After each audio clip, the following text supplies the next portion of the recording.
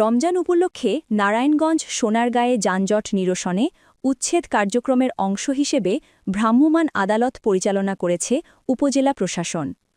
Staff reporter Muhammad নূর নবী Johnny জানান, রবিবার বিকেলে মোগরাপাড়া চৌরাস্তা এলাকায় এ উচ্ছেদ কার্যক্রমে ভ্রাম্যমাণ আদালত পরিচালনা করেন সোনারগাঁ উপজেলা সহকারী কমিশনার ভূমি ও এক্সিকিউটিভ ম্যাজিস্ট্রেট তৌফিকুর রহমান। উচ্ছেদ কার্যক্রম পরিচালনাকালে মুসা নামে এক তরমুজ ব্যবসায়ীকে মোবাইল কোর্টের মাধ্যমে 10,000 ও ভোক্তা অধিকার সংরক্ষণ আইনে বৈশাখী রেস্তোরাঁকে 5,000 টাকা অর্থদণ্ড আরোপ করে আদায় করা হয়। এ সময় রাস্তার ওপর থাকা ভাসমান ভ্যান, দোকান, টেবিল অপসারণ করা হয়। উচ্ছেদ কার্যক্রমে সার্বিক সহযোগিতা করেন ভূমি সহকারী পেশকার আতাউর রহমান সহ সোনারগাঁ থানা পুলিশ।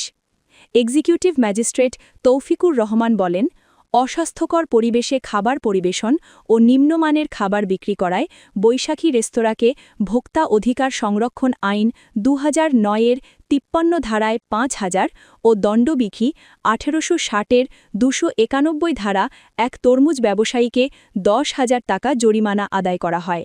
জনস্বার্থে এ ধরনের কার্যক্রম অব্যাহত থাকবে বলে জানান তিনি।